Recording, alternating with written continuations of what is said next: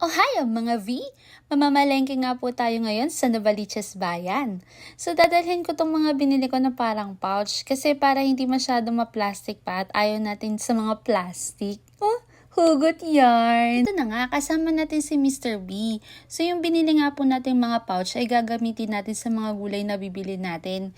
Kagaya niya no, naka-plastic na nga, ipa-plastic pa natin ulit. So instead, sabi ko kay Mr. B, sa ganito na lang ilagay. Ganda nga to sa mga gulay na tumpok-tumpok na yung pagbebenta. Hindi na kasi kailangan ikilo. So iaabot na lang sa'yo.